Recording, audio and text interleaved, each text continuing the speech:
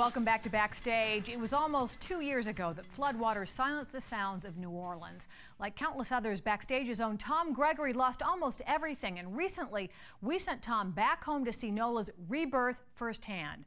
Tom tells us how hometown heroes Branford Marsalis and Harry Connick Jr.'s dream of a musician's village is becoming a reality.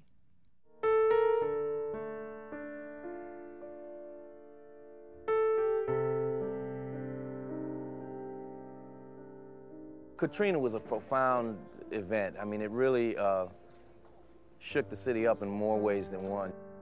And nowhere was that impact felt more than in Michael Harris's neighborhood. The devastation,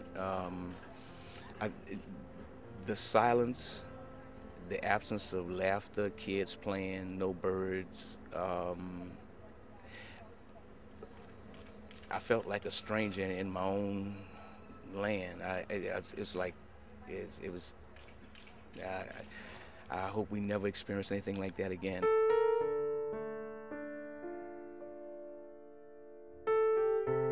This is Michael Harris's neighborhood, a neighborhood devoid of homes, devoid of life, and devoid of hope.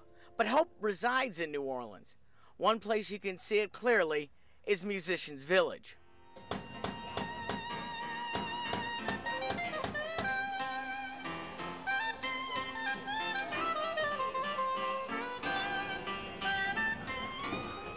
The village to me is just one small part of a sea change that needs to occur in the city and will occur.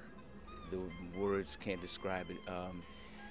Habitat for Humanity, Branford and Harry Connick Jr., the concept, the idea of a village for musicians, it's like home. It's more than an idea, it's home. Welcome. Bringing those that bring the backbeaten soul to this country back home. Shortly after Katrina Rita, Harry and Branford called and they said, look, we're really worried about the evacuation of all the musicians and how they're going to get back and how they're going to continue the great musical traditions that we have here in New Orleans. Through Habitat for Humanity and its sponsors, each house is built by hardworking volunteers and by those families who will call it home. It's really overwhelming, man, because they say, thank you, and I'm like, thank me? No, thank you. And they're just saying, well, just keep playing the music. Just keep playing the music. This allows people an opportunity to do a number of things, to clear up any debt problems that they might have had, to actually own a home, and to learn how to keep that home. And to me, that's more important. That's the most important gift that Katrina has afforded us, is the opportunity to allow musicians to do what it is that they love to do and to be able to own a home, where prior to this it would have been very difficult.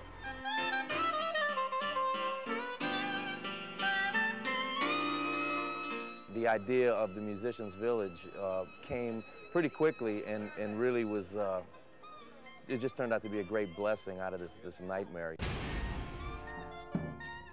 A nightmare that did not end with the floodwaters for Dennerell Shavers and his family. As Spike Lee captured in his documentary, When the Levees Broke, the Hot 8 brass band members shared the nightmare of coming home to a neighborhood that no longer existed. This is what's left.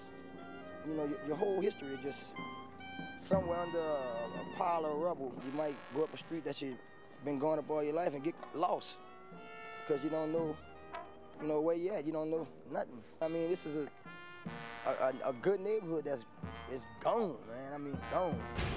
What wasn't gone was the violence. A violence that Dennerell Shavers was combating by reaching out to the kids. A violence that would take Dennerell Shavers from his wife and children. I guess the guy chose to shoot in the car and didn't care who the bullet hit. The bullet hit my husband, and he was killed that day on the 28th. Dennerell had qualified and was actually doing his sweat equity at the time of his tragic death. Dennerell was just 25 and looking forward to his home in Musicians Village when he was killed in front of his family in another part of the city. That particular day, he had just come from doing hours early that day, and then he went to a gig of his own with his band, and then he came to pick me up from work, and we went to pick my son up, and just tragic happened. We waited a little while, and we talked with his widow, and we wanted to make sure that she wanted to go forward with this.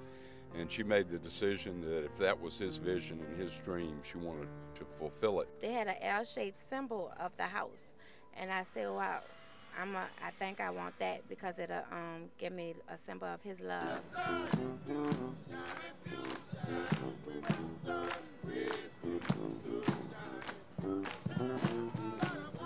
I think it is a real statement of hope, and I think we need to remember that not only was Dinnerell a fantastic musician, brass band guy and all, but remember that he had reached out to the youth. He was the band director on his own for school, so he had invested himself in the future in the hope of rebuilding this city, and she simply carried that forward. It's all in what you make of what it is, so I'm not going nowhere. I'm staying right here in New Orleans. From the resolve of its citizens to the efforts of caring volunteers, they are building more than houses at Musicians Village. They are rebuilding lives and restoring hope. This is proof, man, that, we shouldn't give up.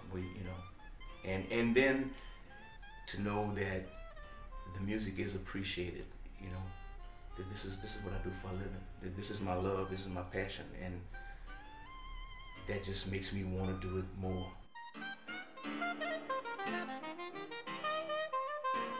From New Orleans, I'm Tom Gregory for Backstage.